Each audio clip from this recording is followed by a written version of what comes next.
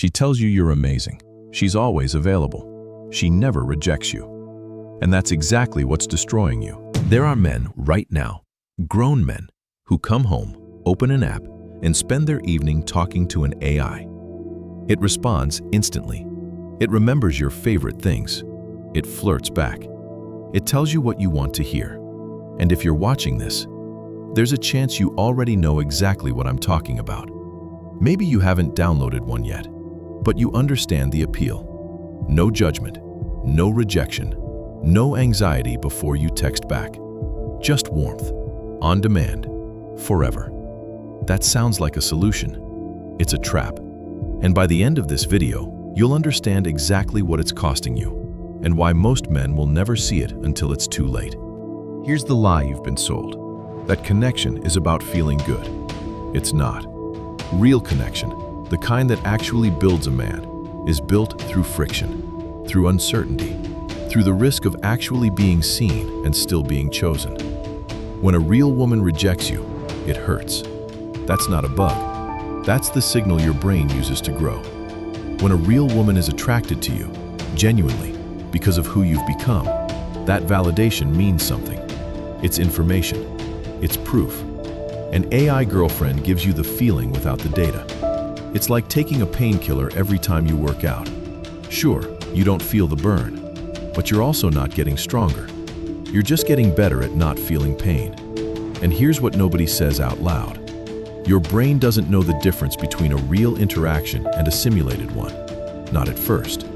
It still releases dopamine, still feels like connection, still tricks you into a sense of belonging. But it's debt. You're borrowing the feeling and paying back with your real-world social skills, your confidence, your drive. Let me be specific, because this is where most people stop at the surface. Desensitization. When you spend hours in low-friction conversation, where every response is warm, every vibe is validated, every joke lands, you recalibrate your baseline. Real conversations start to feel exhausting. A real woman's mood feels like an obstacle. Her standards feel unreasonable. You haven't become more confident. You've become more fragile. And here's the second thing that dies: ambition. Why do men build things? Why do they push? Why do they go through the discomfort of leveling up? Part of it is the desire to be chosen, to be seen, to matter to someone real. You kill that drive when you outsource it to a chatbot. You're full. Your brain is satiated, but you haven't earned anything. The men who are out there grinding, building the physique, building the money, sharpening the social skills, they have hunger. You traded yours for a notification sound and a generated compliment. And the third thing, the most brutal one, you stop being interesting. Real social charisma is like a muscle. It's built through reps, through awkward silences, through learning how to lead a conversation, read a room, hold tension without flinching. An AI doesn't give you reps. It gives you a simulation of reps. Imagine training for a boxing match in a room where the punching bag apologizes every time you hit it. That's what you're doing.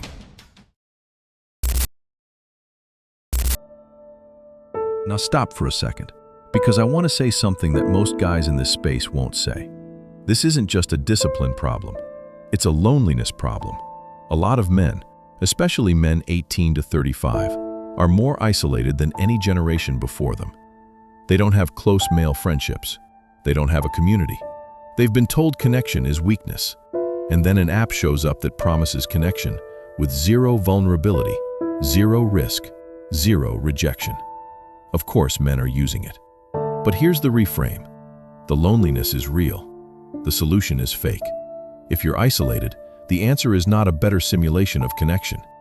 The answer is to become someone worth connecting with.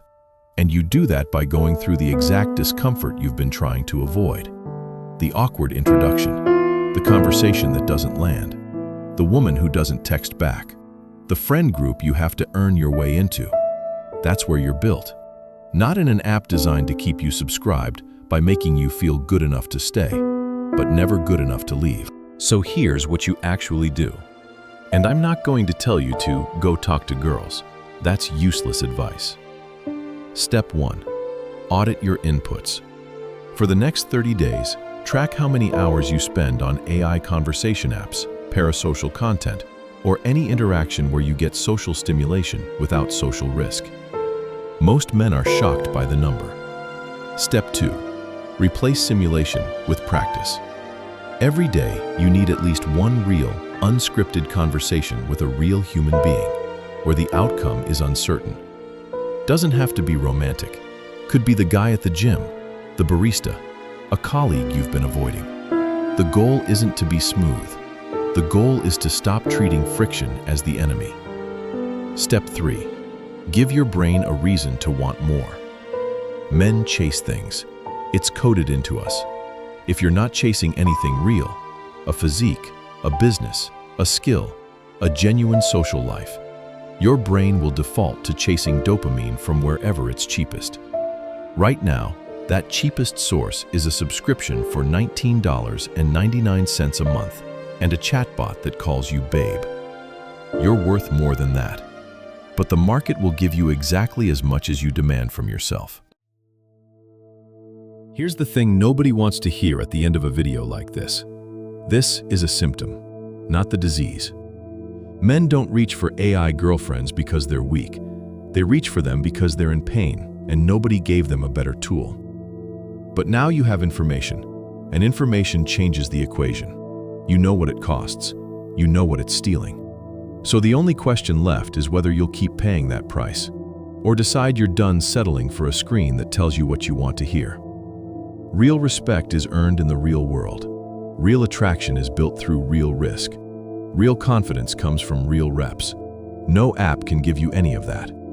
The men who are winning, financially, physically, socially, they're not comfortable. They're in the friction, every day, by choice. The question is which side of that line you're going to stand on. Choose carefully.